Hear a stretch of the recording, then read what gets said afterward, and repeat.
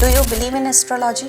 Yes I do. बहुत सारे जन है जो बिलीव भी नहीं करते हैं, और ये चीज इंडिया में ही नहीं है, वर्ल्ड में, मतलब फॉरेनर्स भी बिलीव करते हैं। आपके पैन कार्ड किसने बने हुए हैं, आपका बैंक अकाउंट किससे है, आप कैसे कह सकते हैं कि अपने बालों को जला दे? तो तुम नोटिस करना, जिनके घर में सीलन आ रही होगी ना, वो कहीं ना कहीं से थोड़ा डिप्रेशन में रहेंगे। कभी भी पानी को झूठा मत छोड़ो, और कभी किसी का झूठा पानी मत पियो। इन सबको अगर आप बैलेंस कर लो ना, छोटी छोटी रेमेडीज करके, तो लाइफ में आपको कोई कहीं से हरा नहीं सकता है। अगर कोई लड़का मांगलिक है और लड़की मांगलिक नहीं है, मैं 100% श्योर हूँ। ऐसी कौन सी चीजें हैं मैम जो गिफ्ट नहीं करनी चाहिए? अपने बॉयफ्रेंड को, अपनी गर्लफ्रेंड को कभी परफ्यूम गिफ्ट करो ही मत, नहीं तो हमेशा झगड़ोगे।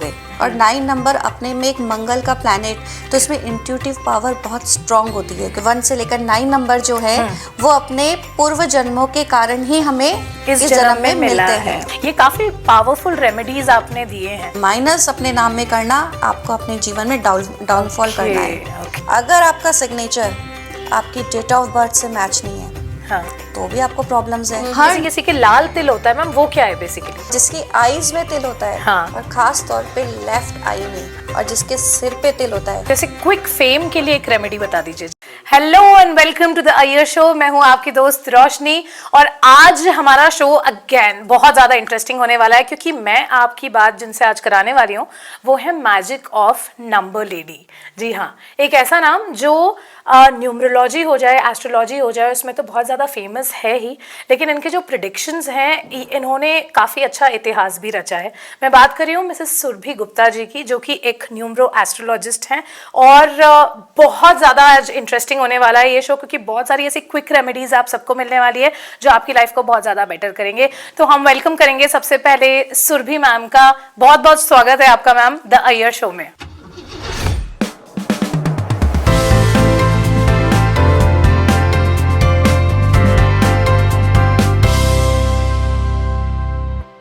थैंक यू सो मच रोशनी, और बहुत अच्छी बात है कि तुमने मेरा इतना अच्छा इंट्रो दिया। और सबसे अच्छी बात ये कि आज जो मैं शो करने वाली हूँ, ये रेमेडीज तो है ही, बट मैं लोगों को जो नॉलेज, जो मेन जो नॉलेज की जो चीजें हैं, वो मैं आज इस शो में बताने वाली हूँ। Wow nice. क्योंकि मैम जब भी आपका नाम आता है, मैंने थोड़ा सा होमवर्क किया था आपके हिस्ट्री पे, आपके वर्क प्रोफाइल पे, तो मुझे बहुत ज़्यादा इंस्पायर इसलिए भी किया इन सब चीज़ों ने, बिकॉज आप बहुत ही प्रैक्टिकल अप्रोच रखती हैं। यूजुअली जो आजकल हम चीज़ें देखते हैं, इंस्टाग्राम हो जाए, रील्स हो जाए, सब अपनी अपनी तरफ से ज्ञान देते जा रहे हैं आपको, लेकिन हम फिल्टर नहीं कर पाते कि कौन सा सही ज्ञान है, किस पे हमें सच में अमल करना चाहिए, और कौन सिर्फ ऐसे ही बोल रहे हैं। बहुत सारे ऐसे भी मैम आपसे मैं सवाल पूछूंगी जिसमें मुझे एक क्लैरिटी चाहिए। इनफैक्ट हमारी जनता भी कुछ चीज़ें ऐसी जानना चाहेंगी कि भाई ऐसा होता है कि नहीं होता है, क्योंकि हमने पर्टिकुलर एक्सवाइजी एस्ट्रोलॉजर से ये चीज़ें सुनी हैं, क्या वो सही है कि नहीं, वो सारी हम बातें करेंगे, बहुत मज़ा आएगा। तो चलिए शुरू करते हैं द अय्यर शो। सबसे पहला सवाल मैम मेरा आपसे होगा कि हम जब भी एस्ट्रोलॉजी की बात करते हैं, न्यूमरोलॉजी की, इसका ज्ञान जो है बहुत ज़्यादा वास्ट है, लेकिन आपकी लाइफ से रिलेटेड कैसे आपने इसकी शुरुआत करी? कब आपको लगा कि आपके वो इंट्यूशन या कुछ ऐसा है जो कि आपको लोगों से थोड़ा अलग करता है, इसमें आपको एक्सेल करता है? ऑफ कोर्स, मैं बहुत छोटी एज में, मतलब एज ऑफ 9, मेरी मम्मी बताती थी कि एज और 9 और 10 इयर्स की एज में मैं प्रिडिक्शंस करने लग गई थी। मतलब रोशनी, मुझे ऐसा इंट्यूशन होता था कि इनको कुछ बताना है मुझे। मैं स्कूल जाती थी तो टीचर्स को बताती थी, स्कूल में फ्रेंड्स से मिलती थी तो बताती थी, कॉलेज में जाती थी तो लोगों को प्रिडिक्ट करती थी। तो धीरे धीरे धीरे मेरे प्रिडिक्शंस इतने फेमस होते गए। फिर जब मैंने इसकी पढ़ाई की, जब मैंने अपनी काफ़ी बुक्स पढ़ी, और मैं बिल्कुल न्यूमरोलॉजी में बिलीव करती हूँ, और न्यूमरोलॉजी इट्स अ साइंस। मतलब एस्ट्रो तो है ही, एस्ट्रो तो प्रॉपर साइंटिफिक रीजन से बना हुआ है, बट न्यूमरोलॉजी तो इतना बड़ा साइंस है कि आपको जब पता चला, जब मुझे खुद को पता चला कि मेरा नंबर 9 है, और 9 नंबर अपने में एक मंगल का प्लैनेट, तो इसमें इंट्यूटिव पावर बहुत स्ट्रांग होती है, क्योंकि वो स्ट्रांग प्लैनेट है, ऊर्जा का प्लैनेट है।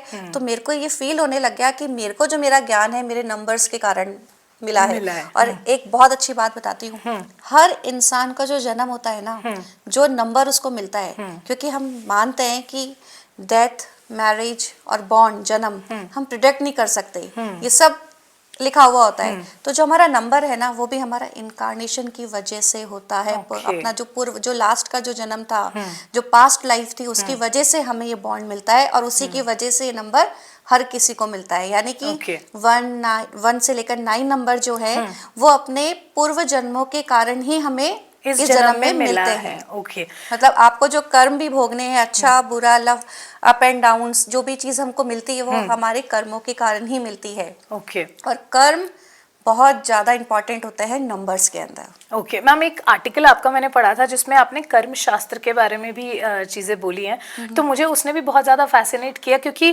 क्या होता है आज का जो टाइम है, जो जेनजी का हमारा टाइम है, वो सब लोग ऐसी एक अप्रोच रखते हैं जिसमें रिजल्ट ओरिएंटेड अगर वो होता है तो ही वो इसमें बिलीव करते हैं। तो जितने भी क्लाइंट्स आपके पास आए हैं, जहाँ तक मुझे पता है, जब नेम की बात आती है उसमें कैसे अल्फ़ाबेट्स उसमें हम ऐड कर सकते हैं या उनके नाम में और कैसे नंबर्स हम जोड़ सकते हैं, ये काफ़ी पावरफुल रेमेडीज़ आपने दिए हैं। तो मुझे इन चीज़ों ने भी बहुत ज़्यादा फैसिनेट किया आपके साथ एक टॉक शो करने के लिए, कि नाम में, जैसे आपसे मैं बात कर रही थी बिहाइंड द सीन्स की, जैसे आप कह रहे थे कि नाम में कम नहीं करना चाहिए आपको, भले आप अल्फ़ाबेट्स जोड़ लो, तो मैम इसका क्या इम्पैक्ट पड़ता है? तुमने बहुत ही अच्छी बात की है रोशनी, ये बात मैं सबको बताना चाहती हूँ, क्योंकि देखिए जो जनरेशन है, हमने सुना है कि जेनजी है या फिर जेनजी अल्फा है, ये जो जनरेशन को हमने नाम दे दिए, बट ये नाम कैसे दिए कि हम एक कैटेगरी में फिक्स हो गए। क्योंकि आप देखिए कि पहले के टाइम के लोग, कुछ लोग ऐसे थे कि जो बिलीव करते थे एस्ट्रोलॉजी में, न्यूमरोलॉजी में।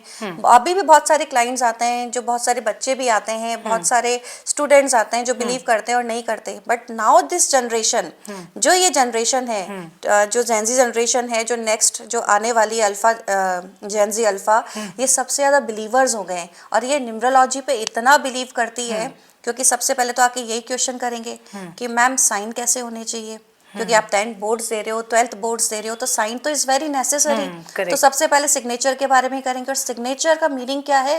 आपके साइन के अंदर आपका नेचर, आपकी पर्सनालिटी जुड़ी हुई है, आपकी ग्रोथ जुड़ी हुई है, आपका नाम उससे है, आपका रिस्पेक्ट उससे है। तो सबसे पहले जो लोग हैं ना, जो बच्चे हैं जो आ रहे हैं, वो अपना सिग्नेचर ही जानते हैं। और मैं तो सब जनों को एक ही मैसेज देना चाहूंगी कि जो बच्चे 8th 9th 10th में हैं, अपने सिग्नेचर के ऊपर प्रैक्टिस करें, सिग्नेचर के ऊपर ध्यान दें।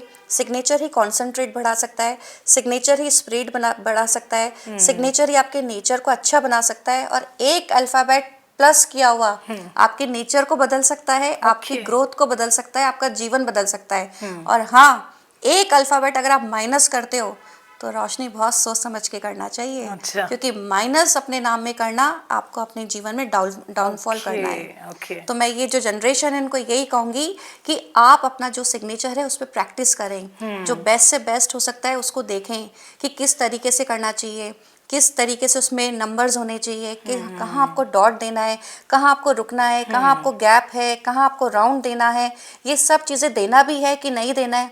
Have you seen Amitabh Bachchan signature? कौन बनेगा करोड़पति सीरियल तो देखा ही होगा। एकदम बड़े बड़े सिग्नेचर ऊपर की तरफ और नीचे 2 डॉट। इसका मीनिंग क्या है? 30 डिग्री स्लैंट, यानी कि ऊपर की तरफ।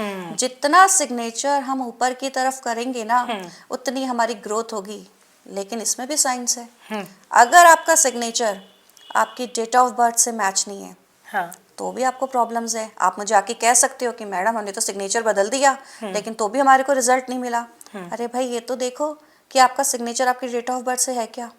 जैसे कि मैम, जैसे कि मैं आपको एग्जांपल देती हूँ। जैसे मान लीजिए कि कोई पर्सन आया, उसका नाम और उसका सरनेम, उसका टोटल नंबर क्या आ रहा है। ठीक है। पहले उसका as a numerology total number देखना चाहिए।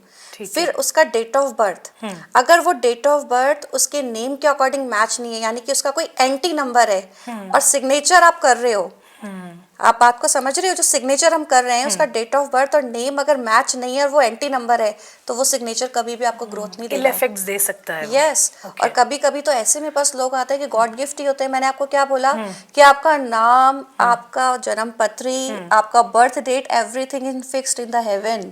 वो ऑलरेडी फिक्स्ड होता है, जो हमको अपने पूर्व जन्म की कर्मास के कारण मिलता है।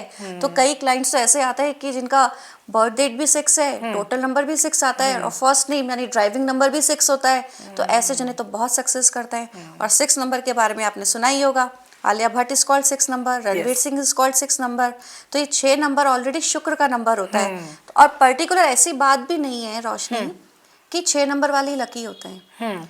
हर नंबर लकीएस्ट होता है, लेकिन आपका डेट ऑफ बर्थ अगर आपके नाम के साथ मैच नहीं है और आपका सिग्नेचर उसके अकॉर्डिंग नहीं है, तो आप अपने आप को सक्सेस नहीं बना सकते, क्योंकि वही तय करता है आपके जीवन की जर्नी, सिग्नेचर की। तो सारा सीक्रेट इसी में है मैम। Yes. अच्छा मैम, जैसे अभी आपसे बात हो रही थी तो बहुत ज्यादा कंफ्यूजन रहता है राशि को लेके। कुछ लोग बोलते हैं सन साइन के हिसाब से जाना चाहिए, कुछ लोग बोलते हैं मून साइन के हिसाब से।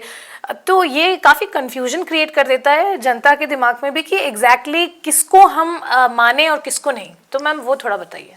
रोशनी, ये तो बहुत ही अच्छा क्वेश्चन पूछा है और इसका आंसर बताने में मुझे बहुत मजा आएगा। ठीक है। ठीक है। अब जनरली क्योंकि आई एम ए न्यूमरोलॉजिस्ट और मैं डिपेंड करती हूँ नंबर्स पे और कर्मा पे। एस्ट्रो भी मैं देखती हूँ, लेकिन मैं ट्राई करती हूँ कि जो एस्ट्रोलॉजी हो उसकी उसी नंबर्स के अकॉर्डिंग मैं लोगों को प्रिडिक्शंस भी देती हूँ, बैलेंस हो जाए। जैसे कि मान लो कि कोई किसी का जन्म होने वाला है, ठीक है, मेरे पास आ जाता है आजकल कि मैम 10th से लेके 20th तक के बीच में आप हमें एक डेट बता दीजिए, और वो डेट को हम ट्राई करते हैं कि वो डेट उसके नंबर्स के अकॉर्डिंग भी परफेक्ट हो, वो ग्रह भी उसके अकॉर्डिंग परफेक्ट हो।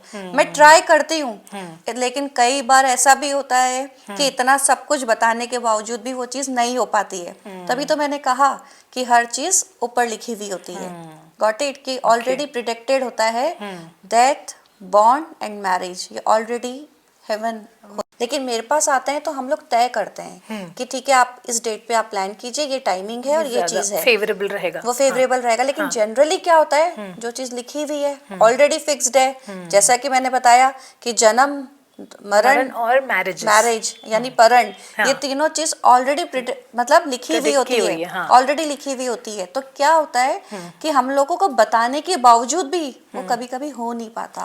तो नंबर्स जो हम चाहते हैं वो नहीं तय हो पाते, ये किस्मत से ही मिलते हैं। इसलिए बोलते हैं मैजिक ऑफ नंबर्स, कि आपके जीवन में नंबर्स में क्या जादू मिलेगा, मतलब क्या जादू करेंगे वो नंबर्स। करेक्ट। और जैसे मैम आप ये भी बता रहे थे कि जैसे कुछ अल्फाबेट्स अगर आप के नाम में जोड़ते हो तो वो थोड़ा सा पुश दे देते हैं, आपको एक पुश स्टार्ट मिल जाता है। या हम ऐसे बोलते हैं ना कि जहाँ पे आपको 0 से स्टार्ट करके भागना है, वहाँ पे हो सकता है आपका जो 100 हर्डल वाला मतलब मीटर वाला रेस है वो आपने ऑलरेडी पार कर लिया, या थोड़ा पुश मिल जाता है। तो ये भी चीजें मिली हुई हैं 100%। और ये चीज इंडिया में ही नहीं है, वर्ल्ड में, मतलब फॉरेनर्स भी बिलीव करते हैं। इवन मैं एक बहुत अच्छी कंट्री में गई थी, टर्की। वहाँ के टर्किश क्लाइंट्स हैं मेरे, they are very much believe in the astrology, numerology, इन चीजों में बिलीव करते हैं। अब जैसे ही मैंने उनको कहा कि आप अपनी स्पेलिंग में ये चीज चेंज कीजिए, उन्होंने इमिजिएट किया और उनको रिजल्ट मिला। और मैं तुम्हें हमेशा रोशनी एक सजेशन भी दूंगी और मैं अपने ऑडियंस को भी दूंगी कि आप जब नंबर्स चेक करते हो तो ट्राई कीजिए कि हम अपने नंबर्स को बढ़ाएं, लेस नहीं कीजिए। क्योंकि आजकल मैंने कई शोज में देखा है, कई चीजों में देखा है, इवन रील्स में भी देखा है, लोग अपने नंबर्स को कम भी कर रहे हैं। तो कम करने से कभी भी आपको प्रॉफिट नहीं होगा।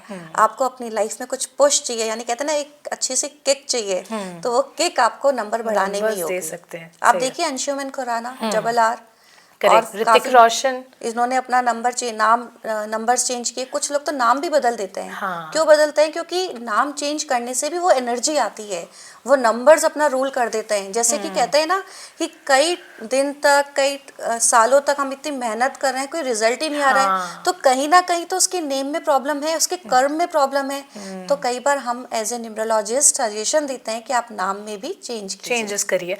मैम जैसे थोड़ा सा एस्ट्रोलॉजी पॉइंट ऑफ व्यू से भी समझते हैं, हम राशि के बारे में बात करते हैं तो लोग बोलते हैं कि मून साइन से चलना चाहिए या सन साइन से चलना चाहिए, तो बहुत कंफ्यूजन रहता है मैम इसमें। एक क्लियर कोई अप्रोच होती है कि अगर आपकी राशि जाननी है तो आप इस अप्रोच को फॉलो करिए?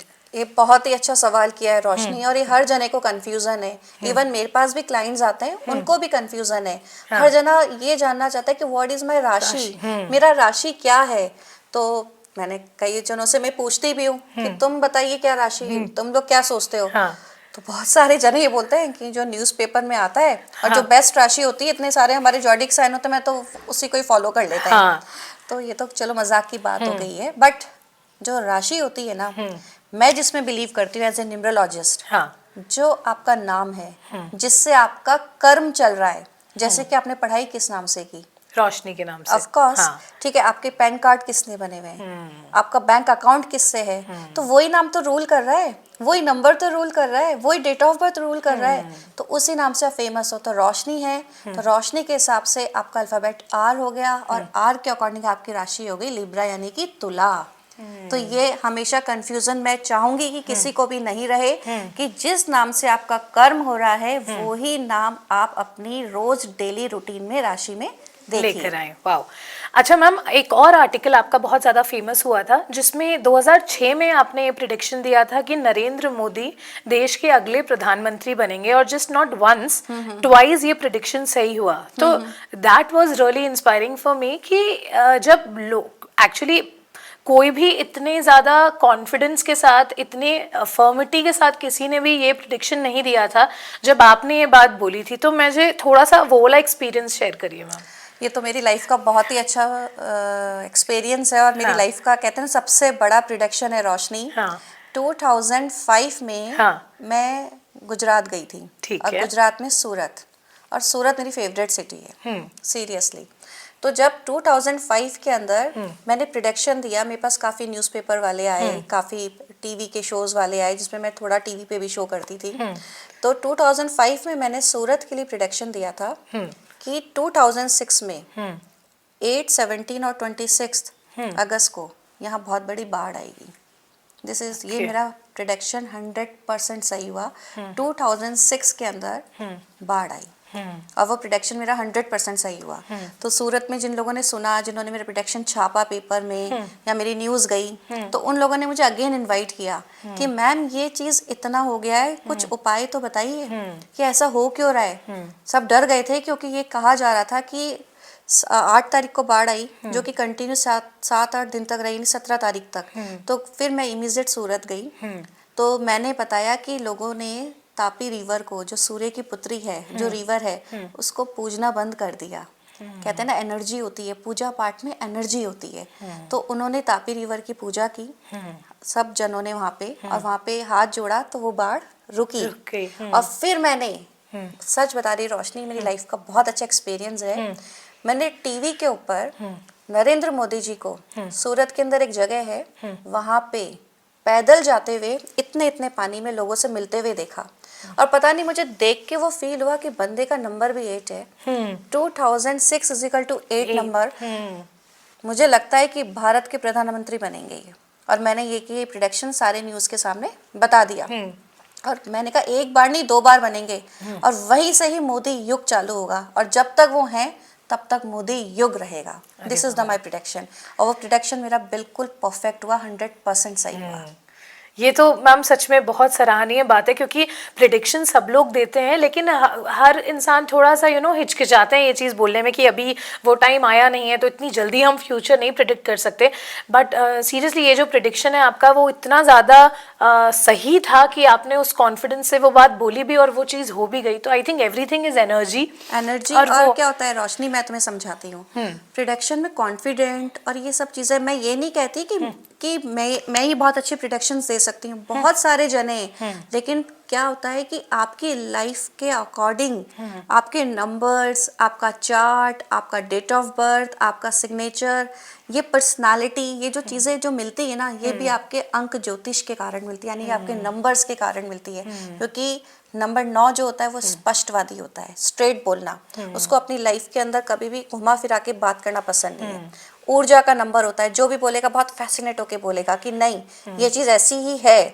और नंबर 9 के साथ एक चीज़ और होती है कि अगर उसने बोल दिया तो कहते हैं कि स्टार्स उसके साथ देते हैं। तो ये नंबर 9 की पर्सनालिटी होती है। तो अगर मैंने प्रिडिक्शन उस टाइम दिए, बहुत कॉन्फिडेंटली दिए थे, और मुझे अंदर से विश्वास था, क्योंकि नंबर 1 वाले अपने ऊपर बहुत बिलीव करते हैं, अपने कर्म पे बिलीव करते हैं। दैट्स वाई ये पैशनेशन, जो पैशनेट जो मेरे है, मेरे नेचर में है, स्ट्रांगनेस है, जो मैं बोलती हूँ, वो शायद वो वैसे चलो मेरे stars मेरे भी साथ होता हैं। है। Yes ma'am. Yes. अच्छा मैम, क्योंकि हम एस्ट्रोलॉजी की यहाँ पे बात कर रहे थे और न्यूमरोलॉजी की भी, तो ऐसे बोलते हैं कि जो 5 तत्व होते हैं उनसे ही हम बने हैं, और इनको बैलेंस करना हमको आना चाहिए। तो पहले तो मैम ये 5 तत्व एक्चुअली हैं कौन से, और इनकी क्विक रेमेडीज एक बार बता दीजिए। देखो मैं तुम्हें बताती हूँ, तुमने क्वेश्चन तो बहुत अच्छा किया, 5 तत्व, लेकिन मैं तुमसे एक क्वेश्चन पूछती हूँ। हाँ। सबसे पहले क्वेश्चन, हाँ। Do you believe in astrology? Yes I do. You do? Yes. बहुत सारे जन हैं जो बिलीव भी नहीं करते हैं। ठीक है। अब मैं तुमसे एक क्वेश्चन पूछती हूँ। ठीक है। अकॉर्डिंग टू एस्ट्रोलॉजी या अकॉर्डिंग टू न्यूमरोलॉजी कितने प्लैनेट्स होते हैं? चलो साइंटिफिकली बता दो। सन है, मून है, 8?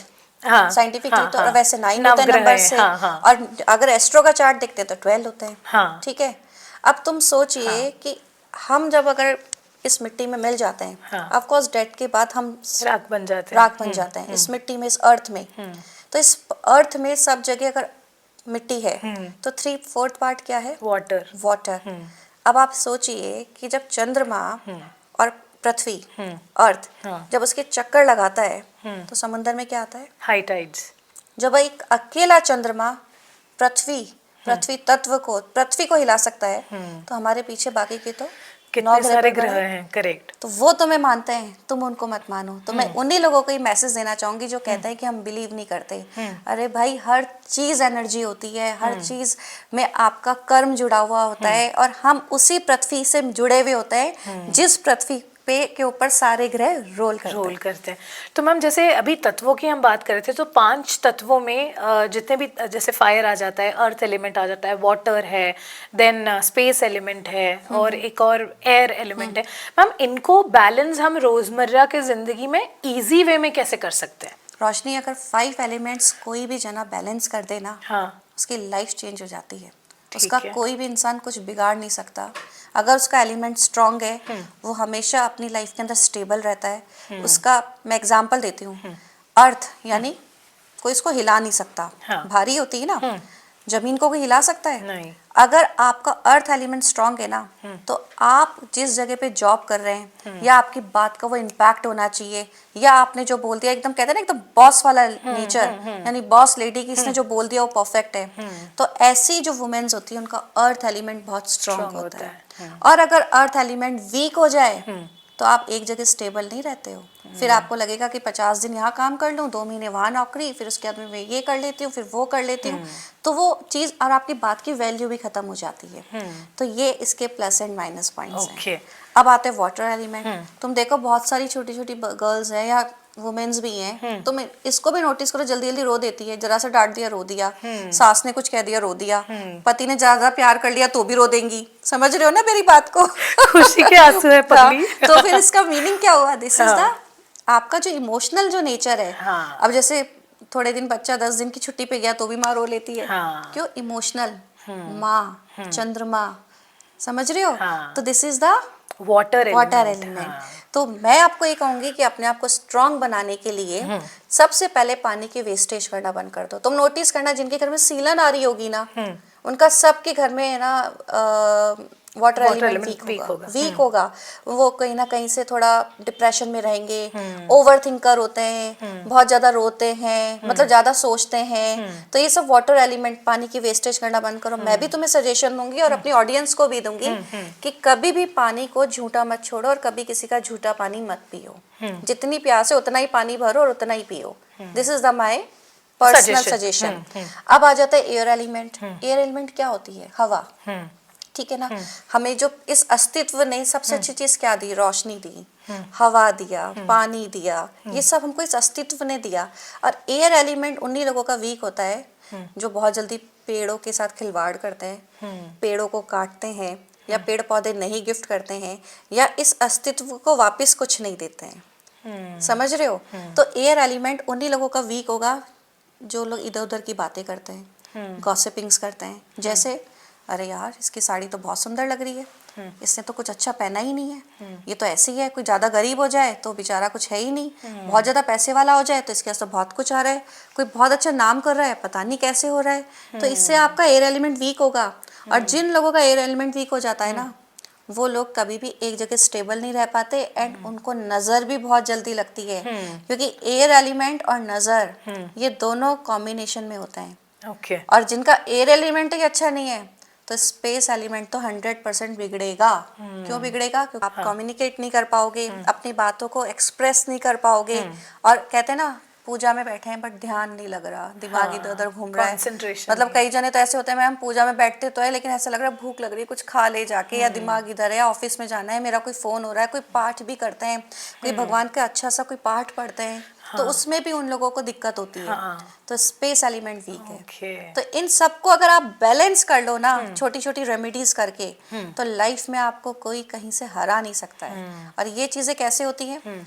एयर एलिमेंट आप वीक अपने आप को स्ट्रॉन्ग करो, किसी की गॉसिपिंग की नहीं करनी है हमें, ठीक है, जो कर रहा है वो ठीक है, इट्स ओके, आप अपना काम करो ना, अपने काम में ध्यान दो, अपने लिए कुछ अच्छा करो।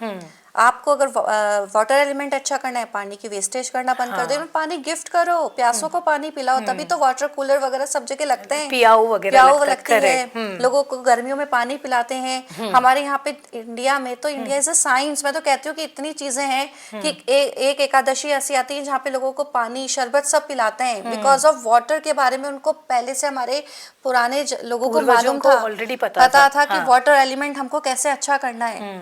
तो ये सब चीजें हैं एलिमेंट्स को सही करने की। मैम जैसे अभी आपने कहा कि जो एयर एलिमेंट होता है और नजर जो होता है वो भी रिलेटेबल होते हैं, तो ये जो नजर हम बोलते हैं कि बुरी नजर लगना या ऊपरी हवा लगना, इसलिए कहते हैं ऐसे कि ऊपरी हवा लगे बिकॉज वो एयर से कनेक्टेड है। ये सब कहते हैं कि जैसे मैंने भी बहुत लोगों की रीडिंग की, मैंने भी बहुत लोगों को सुना कि नजर लगना, नजर तो कहते हैं कि बच्चे को भी लगती है, 70 साल के इंसान को भी लगेगी और भगवान को भी लगती है। आप देखिए ना, आप मथुरा जाइए, बाकी बिहारी जी के बार बार पर्दा ही लगता है, हम एक बार उनको भी नहीं देख सके, वो इतने सुंदर हैं, उनके भी बार बार पर्दा लग जाता है। जब भगवान मात्र के नजर लग सकती है, हम तो इंसान है, सही बात है, ठीक है ना। और नजर से बचने के लिए क्या करना है, मैंने आपको क्या बताया, आप अपना एयर एलिमेंट स्ट्रॉन्ग कीजिए। अब अगर आप इसको और एस्ट्रोलॉजिकल समझोगे तो एयर यानी पवन, पवन पुत्र कौन है? हनुमान जी। हनुमान जी की आराधना कीजिए, हनुमान जी के मंदिर जाइए, हनुमान जी की पूजा कीजिए, उनका फेवरेट फ्रूट चढ़ाइए, उनका फेवरेट इत्र चढ़ाइए। आप देखिए कि आप ऑटोमेटिकली उस मंदिर में, उस देव घर में, उस जगह जाओगे और आपके जो पैर है उनकी एनर्जी उस मंदिर पे पड़ेगी, तो कभी भी आपके ऊपर नजर का साया नहीं होगा, कभी भी नेगेटिव हवा का साया नहीं होगा, यानी कि कोई एनर्जी का साया नहीं होगा। आज कोई भी इंसान है, कोई अच्छी साड़ी पहनता है तो बोलते हैं अपनी बहुत सुंदर लगी, उस साड़ी पे कुछ हो ही जाता है, बिकॉज ऑफ उसकी दृष्टि ऐसी है, क्योंकि वो शायद अच्छे कर्म नहीं कर रहा है, उसकी जीवन के अंदर कहीं ना कहीं अपनी भक्ति में या अपने कर्मों में, अच्छे कर्मों में वो पीछे है, तभी वो नेगेटिव रूप से दूसरों को देख रहा है। तो जब इंसान अपने कर्मों को अच्छा कर ले, अपनी एलिमेंट्स को अच्छा कर ले, अपने दान पुण्य को अच्छा कर ले, तो ऑटोमेटिकली नजर तो बिल्कुल निकल जाती है। बिल्कुल सही बात है। अच्छा मैम, बहुत सारे लोग ऐसे कहते हैं कि पैरों में ना काला धागा पहनना चाहिए, उससे नजर नहीं लगती है, ये कितना सही है? देखो, मैं बिल्कुल नहीं मानती इस बात को। बहुत सारे जने कहते हैं कि पैरों में काला डोरा पहन लो नजर नहीं लगती है, बट मैं काले डोरे को भी बहुत ऑस्पिशियस मानती हूँ, और ऑस्पिशियस चीज पैरों में नहीं पहनी जाती है। मैंने ये भी सुना है कि कोई देवी है, उनके मंदिर से वो गिफ्ट में मिलता है लोगों को, तो आप उसको पैरों में नहीं बांध सकते, उससे अपमान होता है। तो मैं तो सजेशन यही देना चाहूंगी कि काले डोरे को आप नजर के रूप में नहीं बांधिए। सही। और बहुत सारे ऐसे मिथ्स भी हैं जिनको हम फैक्ट समझते हैं, मतलब क्योंकि अलग अलग एस्ट्रोलॉजर्स अलग अलग बातें बोलते हैं, इन्फ्लुएंसर्स, तो हमें जैसे हम फिल्टर नहीं कर पाते। जैसे मैंने आपको पहले भी कहा कि कितनी चीज़ें हमें अमल करनी चाहिए, प्रैक्टिस में लानी चाहिए, कितनी नहीं। जैसे मैं एक एस्ट्रोलॉजर को सुन रही थी, वो कह रहे थे कि अगर आपके बाल झड़ रहे हैं या मतलब अगर ज़मीन पे गिर गए तो आप उन बालों को इकट्ठा करो और जला दो। तो मुझे समझ नहीं आई बात ये। मैम आप थोड़ा सा, आपका क्लैरिफिकेशन मुझे चाहिए होगा कि बालों को तो जला सकते हैं कैसे? रोशनी, मैं तो ये बात तो खुद भी बहुत सुन रही हूँ और मुझे सुन के बहुत अच्छा नहीं लग रहा है कि बालों को जलाना, और वो भी अपने बालों को। सबसे पहले तो मैं तुमसे एक सवाल पूछती हूँ। जब बच्चा जन्म लेता है, चाहे वो गर्ल हो चाहे वो बॉय हो, तो हम उसके पहले बाल कहाँ चढ़ाते हैं? मंदिर में मुंडन होता है, उनका मुंडन सेरेमनी होती है। इंसान के जो 16 संस्कार होता है ना, उसमें से पहला संस्कार पैदा होते ही मुंडन का होता है। समझ गए आप? और मुंडन के संस्कार के जो बाल है वो हम देवी के मंदिर में अपनी कुल देवी या कुल देवता या कोई अच्छे देवघर जाके उनको चढ़ाते हैं, ठीक है, देवालय में जाके उनको चढ़ाते हैं। और आप कैसे कह सकते हैं कि अपने बालों को जला दे? शायद मैंने तो ये सुना है कि मरने के बाद ही वो इंसानों के बाल जलते हैं, क्योंकि अगर कहीं बाल अगर हमारे खाने में आ जाता है तो हम उस खाने को छोड़ देते हैं कि ठीक है वो खाना अब हमारे खाने योग्य नहीं है, या हम कहीं कोई शुभ काम करने के लिए जा रहे हैं और हमारे पैरों के नीचे कोई बालों का गुच्छा दिख गया तो हम उस बाल को उल्हांग के भी नहीं जाते हैं, क्योंकि वो एनर्जी होती है। लेकिन जलाना तो मैं कभी भी आपको सजेशन नहीं दूंगी। एंड प्लीज प्लीज प्लीज मैं जितने भी लोगों को कहना चाहूंगी कि ऐसे मिथ में ना पड़िए, थोड़ा उसकी साइंस को भी पढ़िए, एस्ट्रोलॉजिकल भी समझिए, किसी अच्छे योग्य लोगों से ये चीज पूछिए कि दिस इज फैक्ट और नॉट, ये करना चाहिए कि नहीं करना चाहिए। Yes. यही मेरा रीजन था और मैम। बाल झड़ने के रीजंस बहुत सारे हैं, बायोलॉजिकल रीजन भी हो सकते हैं, साइंटिफिक रीजन भी हो सकता है, नजर का कारण भी हो सकता है। तो अपनी नजर उतारिए ना। मैंने कितना सिंपल आपको रेमेडी बताई है कि एयर एलिमेंट इज कॉल्ड पवन पुत्र हनुमान। हनुमान चालीसा पढ़िए, संकट मोचन पढ़िए, मंदिर जाइए, उनकी फेवरेट चीजें चढ़ाइए, किसी एनिमल की सेवा कीजिए। आप ऑटोमेटिकली अपने कर्म अच्छे करेंगे ना रोशनी, तो वो अपने आप से स्ट्रांगनेस हो जाती है, अपने ग्रह स्ट्रांग हो जाते हैं। जब आपका ग्रह स्ट्रांग हो गया, आपके ऑरा स्ट्रांग हो गया, आपने अपने एलिमेंट्स अच्छे कर लिए, तो फिर कोई तो आपको नहीं हिला सकता। आप हमेशा अपनी लाइफ में सक्सेस रहेंगे। लेकिन प्लीज मिथ में मत आइए, बालों को मत चलाइए, है ना। यही बात मुझे क्लियर करनी थी मैम, इसीलिए मैंने आपसे बात पूछी। अच्छा मैम, आजकल हम ये देख रहे हैं कि डिवोर्स के केसेस काफ़ी ज़्यादा आ रहे हैं, भले अगर वो लव मैरिज है या अरेंज मैरिज है। आप बॉलीवुड में भी अभी देख सकते हैं, अब रिसेंटली जो सेलिब्रिटीज़ की बात आ रही है, और ऐसा नहीं है कि जब उनकी कुंडली मिलाई गई थी तो उनकी कुंडली मिल गई थी। अगर हस्बैंड वाइफ में से, टू बी हस्बैंड वाइफ में से हो सकता है वाइफ मांगलिक है या हस्बैंड मांगलिक है, तो उनसे रिलेटेड पूजा कराई जाती है। तो मैम पूजा कराने के बाद भी एक टाइम के बाद 10, 15, 20 साल वॉटेवर, उसके बाद भी वो रिलेशनशिप अगर नहीं चल पा रहा है, तो कुंडली मैच अगर नहीं हो तो क्या नहीं शादी करनी चाहिए? मतलब इसके पीछे का थोड़ा लॉजिक समझाइए। ये बहुत अच्छी बात है। और मैं सब जनों को यही कहूंगी, बिना हॉरोस्कोप मिलाए, बिना अपना एस्ट्रो चार्ट, निम्रियो चार्ट, बिना इस चीज को मिलाए शादी मत कीजिए। अगर मान लीजिए आपको प्यार हो ही गया और आपको शादी करनी ही है, तो प्लीज अगर आपकी पत्री नहीं मिल रही है तो मैं सजेशन दूंगी कि आप अच्छे फ्रेंड्स बन के रहिए, बट शादी आप बिना पत्री मिलाए नहीं कीजिए। क्योंकि अगर कोई लड़का मांगलिक है और लड़की मांगलिक नहीं है, मैं 100% श्योर हूँ, मैंने अपनी लाइफ में ऐसे केसेस बहुत देखे हैं और मेरे पास बहुत क्लाइंट्स आते हैं जिन्होंने बिना मैच किए शादी की और 10-10 साल बाद डिवोर्स हुए हैं। एग्जाम्पल भी आप ले सकते हैं। हाँ। आप देखिए कि डबल मांगलिक है एज ए चार्ट, एंड वो उनसे बड़ी भी है, और आज 10 साल बाद मैं सुनने में आ रहा है कि शायद उनकी नहीं बन रही है, कुछ ऐसा चल रहा है। तो ये जीवन में ये सब चीजें कहीं ना कहीं उसके प्लैनेट्स मैटर करते हैं, इसीलिए हॉरोस्कोप मिला के शादी करनी चाहिए। और जैसे कि लोगों ने बताया रेमेडीज, तो देखिए इंसान बुद्धि जीव है, अगर भगवान ने इंसान बनाया है तो उसको बुद्धि दी है, तो वो कहीं ना कहीं से कोई ना कोई तोड़ तो निकालेगा। तो हाँ, रेमेडीज का जो उपाय होता है, असर होता है और 100% होता है। ओके। तो हमेशा रेमेडीज करके, हाँ। एस्ट्रोलॉजर से जान के, जो उसके योग्य हो, मतलब जो वाकई इस चीज की नॉलेज रखता हो, उसके पास जाइए, समझिए। अगर हो सकता है वो आपको पूजा बताए, हो सकता है एज ए न्यूमरोलॉजी नाम चेंज करा दे, बहुत सारी रेमेडीज हैं। वो तो प्रॉपर योग्य जर्नी से पूछना चाहिए, और इट्स वर्क्स। ओके। अच्छा मैम, जैसे मैंने अभी, क्योंकि आपने रेमेडीज की बात करी तो मेरे एकदम से दिमाग में स्ट्राइक हुआ, बहुत सारी रील्स में मैंने देखा कि अगर आप राहु की महादशा को शांत करना चाहते हैं, या महादशा चल रही है और उसके इल इफेक्ट्स को शांत करना चाहते हैं, तो कोका कोला की बॉटल को रोटेट करके कमोड में फेंक देंगे। तो मैम ये क्या लॉजिक है इसके पीछे? देखो, this is a colour only, but मैं इस पे बिलीव नहीं करती। राहु ऐसा कोई गलत नहीं होता, और केतु भी ऐसे कोई गलत नहीं होते। अगर जिसके राहु और केतु उसके चार्ट में सही प्लेस पे बैठे हुए हैं, तो वो आपको पॉजिटिव रिजल्ट भी देंगे। लेकिन राहु नेगेटिव रिजल्ट कहाँ देने लग जाएगा? आप जानते हैं कि राहु और केतु एक धड़ और एक सर है, ठीक है ना। तो अब ये सब चीजों को थोड़ा लॉजिकली समझो, क्योंकि राहु के साथ अगर आप ये कह दो कि हाँ ये करके और आप कमोड में डाल दो, तो इससे कुछ भी नहीं होने वाला, ये मिथ है। राहु को शांत करने के लिए बहुत सारी रेमेडीज होती है, दान पुण्य होते हैं, गरीबों को दान पुण्य करना है, शिक्षा देना है। सबसे बड़ी बात है शिक्षा दो। कहते हैं अन्न दानम परम दानम, कहते हैं ना, अन्न दान करते हैं वो परम दान होता है, लेकिन शिक्षा दानम अति परम दानम। तो आप उनको कोई अच्छी चीज दो, उनको पेन दो, उनको कॉपीज दो, उनको लिखने की चीजें दो। तो ऑटोमेटिकली ग्रह हैं, हैप्पी तो होंगे ना। अगर मैं आपको कोई चीज अच्छे से गिफ्ट करूं तो क्या आप खुश नहीं होंगे? बिल्कुल होंगे मैम। कोई मेहमान मेरे घर आते हैं, मैं उनको कोई चीज गिफ्ट करूंगी या उनको अच्छे से रखूंगी, क्या गिफ्ट नहीं होंगे? तो हमारे ग्रह भी ऐसे ही हैं, और हमारे जो देवी देवता हैं, वो जो भी। हम जिन पे बिलीव करते हैं, हमारे जो पूर्वज हैं, जो दादा दादी हैं या नाना नानी जो चले गए इस दुनिया से, वो सब इतने हैप्पी होते हैं जब हम उनके लिए कुछ करते हैं। यानी कि आपके मन में वो आस्था होनी चाहिए। कोको कोला की बोतल से कुछ नहीं होता। मैम अभी गिफ्टिंग की हम बात कर रहे थे, आप कह रहे थे कि जब गिफ्ट हम किसी को करते हैं तो वो भी सामने वाला भी बहुत खुश होता है। ऐसी कौन सी चीजें हैं मैम जो गिफ्ट नहीं करनी चाहिए? जैसे परफ्यूम के लिए मैंने बहुत ज्यादा सुना है ये कि नहीं करनी चाहिए। बिल्कुल सही। क्यों मैम? परफ्यूम तो ये मेरा एक्सपीरियंस भी है, और परफ्यूम कभी किसी को गिफ्ट नहीं करना चाहिए, क्योंकि लग्जरीज में आता है, शुक्र में आता है।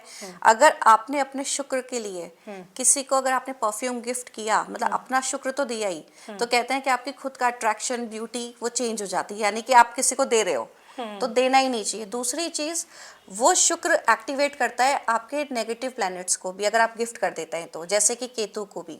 तो अगर आप किसी को गिफ्ट करोगे ना, तो आपकी बेस्ट फ्रेंड से आपकी लड़ाई होगी 100%। किसी का अच्छा रिलेशनशिप होगा। इवन मैं तो ये भी कहूंगी पर्सनली कि अपने बॉयफ्रेंड को, अपनी गर्लफ्रेंड को कभी परफ्यूम गिफ्ट करो ही मत, नहीं तो हमेशा झगड़ोगे। अच्छा। तो परफ्यूम तो कभी नहीं देना चाहिए। और फिर Okay. परफ्यूम और इत्र में भी अंतर है। ओके। परफ्यूम में थोड़ा कुछ मिक्स होता है, हाँ। दिस इज अल्कोहल, अल्कोहल, हाँ। ठीक है? तो आप वो भी दे रहे हो, यानी राहु हो गया। हाँ। Got it? हाँ। एंड आप इत्र देते हो, इत्र में तेल होता है, वो शनि हो गया।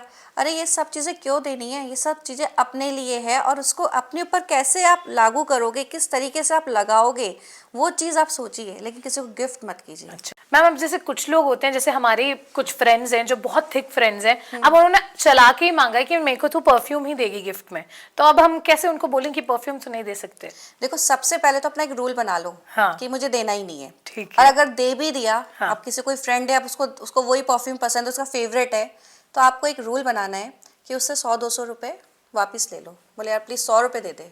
बोले क्यों? क्यों? परफ्यूम गिफ्ट करने से लड़ाई हो जाती है, और ये एक्सपीरियंस्ड है। तो आप हमेशा उसे 10 रुपए, 20 रुपए, 100 रुपए ले लो वापस। ओके। थोड़ा सा पैसा लेके रिटर्न ले ये क्विक रेमेडी होगी। यस, इससे कुछ भी दिक्कत नहीं होगी। मैम ब्लैक पर्स भी बोलते हैं कि आप खुद से मत खरीदिए, कोई अगर आपको गिफ्ट में देता है तो आप ले लो, लेकिन खुद से नहीं खरीदना चाहिए। मैं तो कहती हूँ पर्स किसी को गिफ्ट करना ही नहीं चाहिए।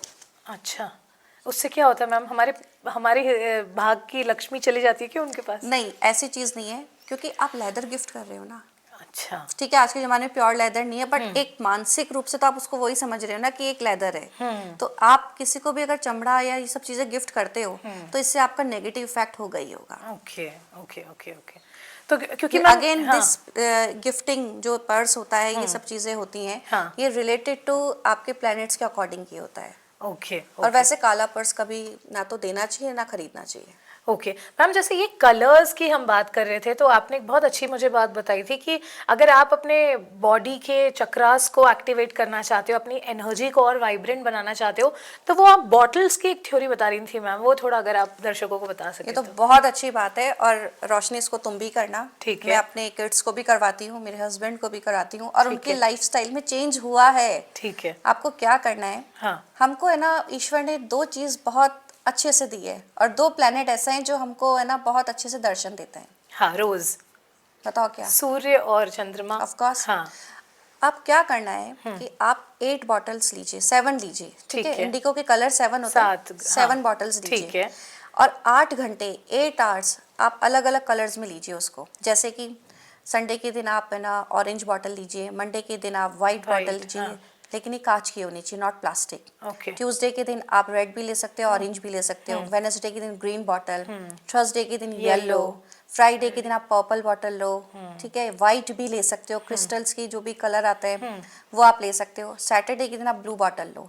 आप 7 बॉटल्स को 8 आवर्स धूप में रख दो, ठीक है? और आप उसका पानी पीने लग जाओ, ठीक है? कोई जरूरी नहीं है कि आप सेम डे सेम कलर की पियो, आप रोज भरो, रोज उस पानी को पियो, लेकिन ट्राई करो कि according to day, according to colours आप उस पानी को पियो।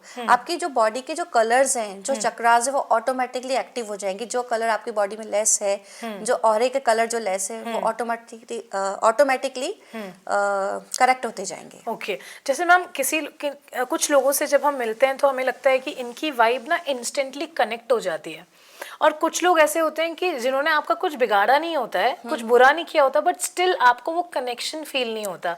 तो मैम ये भी एनर्जी का ही खेल है? ये कार्मिक कनेक्शन होता है। ओके। ये एनर्जी का नहीं, कार्मिक कनेक्शन जैसे होता ऐसे है। बोलते हैं ना हम डेजा वो, मुझे लगता है कि हम पहले भी मिले हैं। हाँ। तो ये चीजें एक इंस्टिंक्ट आ जाता है आपको कि यार हम शायद जानते हैं क्या?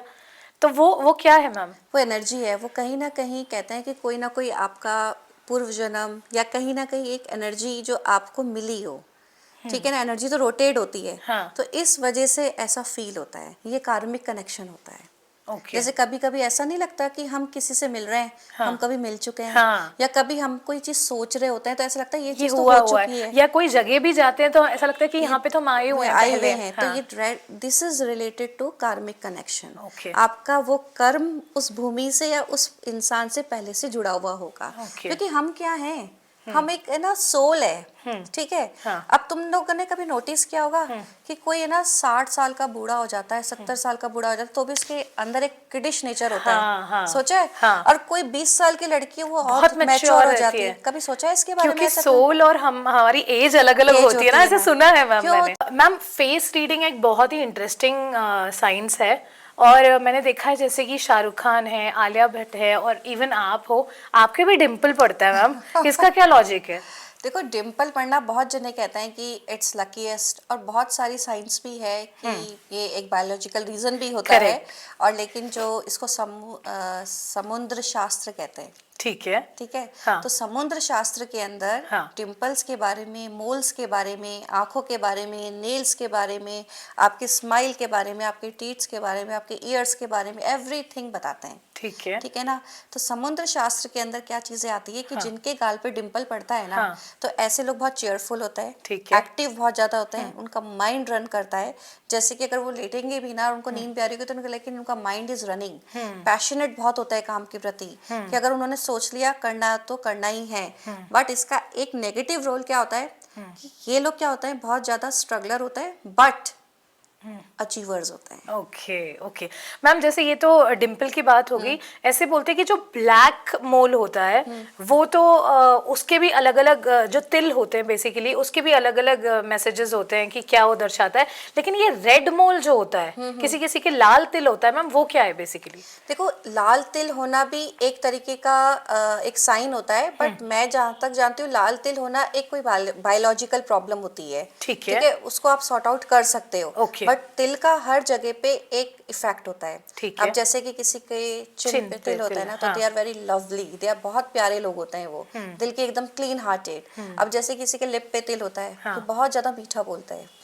लेकिन ये तिल अगर किसी के ऊपर वाले लिप्स पे होता है तो ये बहुत ज्यादा कहते हैं ना क्लेवर होता है। Okay. और बहुत क्लेवरली बात करते हैं। अगर उनको अपना कोई काम निकालना है ना तो वो इतना मीठा बोलेंगे कि आपको पता भी नहीं चलेगा। ठीक है। और जिसके नोज पे तिल होता है, हाँ। नोज पे भी होता है कि किसी के बिल्कुल बीच में है, हाँ। या किसी के साइड में है, या किसी के इस साइड में है, तो उसके इफेक्ट्स होते हैं। हाँ। और जिसके बिल्कुल बीच में तिल होगा, हाँ। वो थोड़ा सा रूड होता है। ओके। ठीक है। मतलब अगर हाँ। वो नाराज हो जाए ना रोशनी, हाँ। तो मनाना मुश्किल होता मुश्किल हो जाता है। है। तो ये समझ लेना कि जिसकी नोज पे तिल है, हाँ। और वो बंदा तुमसे नाराज हो गया, हाँ। तो बहुत जोर आएगा मनाने में। ठीक ओके है? मैम।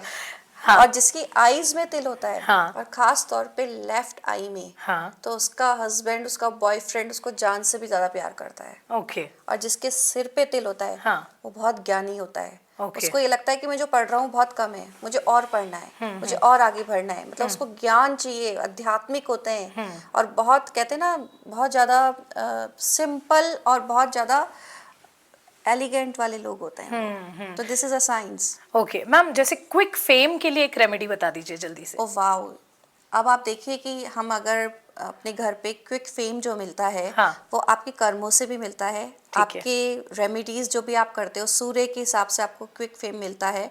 आपकी जो लाइंस है हस्तरेखा में, उसके अंदर सूर्य रेखा भी आपको कैलकुलेट करती है। बट मैं आपको एक छोटी सी रेमेडी बताती हूँ। ठीक है। आप अपने घर के अंदर जो साउथ वॉल होती है, हाँ। प्रॉपर साउथ वॉल, आपके ऑफिस में, आपके घर में, या जिस लिविंग रूम में आप बैठते हो, जो 180 डिग्री पे बनती है, उस वॉल के ऊपर आप अपना एक बहुत अच्छा पिक्चर लगा दीजिए। ठीक है। आप देखिए बहुत जल्दी फेमस होने लग जाएंगे। अगर आप 2025 को ऐड करते हैं तो 9 नंबर आता है, जो अगेन एक बहुत ही पावरफुल नंबर हो जाता है। मोक्ष का नंबर भी मानते हैं हम 9 को, लेकिन at the same times aggressive भी होता है मार्स, क्योंकि मंगल का नंबर है। थोड़ा सा मैम उसके बारे में बता दीजिए। देखो 2025 हाँ is equal to 9 number, Correct, ठीक है। हाँ। 9 नंबर हो गया मंगल का, ठीक है। अब मंगल क्या है, बार बार एक ही चीज समझ में आती है, एनर्जी, हाँ। ऊर्जा। ये ऊर्जा का नंबर है। और इस साल को सबसे ज्यादा पसंद क्या आएगा कि जो व्यक्ति, जो भी पर्सन मेहनत कर रहा है तो वो उस प्लेनेट को पसंद आ रही है। अगर कोई जना बिल्कुल सोया हुआ है, काम ही नहीं करना चाहता है, सुबह अपने आराम से देरी से उठ रहा है, कोई एक्सरसाइज नहीं कर रहा है, क्योंकि वो चाहता है मेहनत करे, पसीना निकाले, तब जाके वो रिजल्ट देता है। मतलब नंबर 9 वाला जो ईयर है, इसके लिए सबसे अच्छी क्विक रेमेडी ये है कि जो 9 नंबर वाले लोग हैं, 3 नंबर वाले लोग हैं, 6 नंबर वाले लोग हैं, यानी 3, 6, 9, इन नंबर्स को अपनी लाइफ में एक डिसिप्लिन में आना पड़ेगा, जो कि आप सुबह उठ के फटाफट एक्सरसाइज करो, आप अपना एक रूटीन सेट करो, एक अपना पूरा शेड्यूल सेट करो कि जिसमें आप क्या खा रहे हो, कहाँ जा रहे हो, आप अपने ना इस पे वर्कआउट करो अपनी बॉडी पे। कहते हैं 9 नंबर वाले जितना अपनी एक्सरसाइज करेंगे ना, उतनी उनकी ग्रोथ होती है। और जितना अगर वो इस साल सो गए या उन्होंने कुछ नहीं किया, डल हो गए, तो वो तो किस्मत भी सो जाएगी, किस्मत भी सो जाएगी।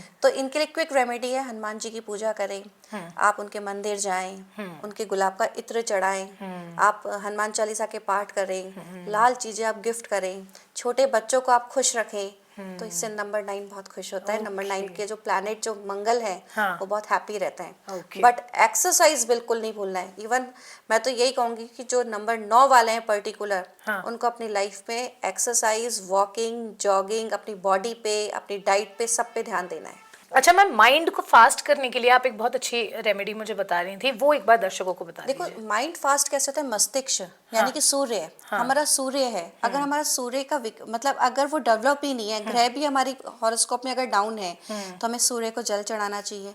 हमारे झूठे हाथ, हमेशा अपने साफ हाथों को अपने सिर पे लगाइए। नोटिस करेंगे कि कुछ जने जूते की लेस बांध रहे हैं और उसके बाद अपने बाल बनाते हुए निकल जाते हैं, तो इससे आपका सूर्य डाउन होगा ही होगा और आपका माइंड कम चलेगा और आपको समाज में सम्मान भी कम मिलेगा।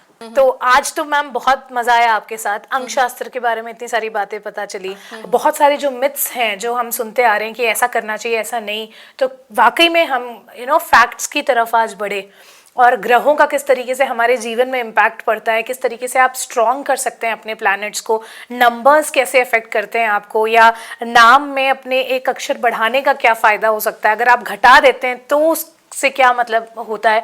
बहुत सारी चीज़ें आज आपसे बात करी हमने और बहुत इन्फॉर्मेटिव था, बहुत इंटरेस्टिंग था। तो सुरभि गुप्ता मैम से आज हम जुड़े थे और बहुत मज़ा आया, आई एम श्योर आपको भी बहुत आया होगा। तो आप देखते रहिए आईयर शो। एक बार फिर से मैम थैंक यू कहना चाहूँगी आपको, और एक नए टॉपिक के साथ हम फिर से आएंगे। तो you stay tuned and please subscribe, like and share. Thank you.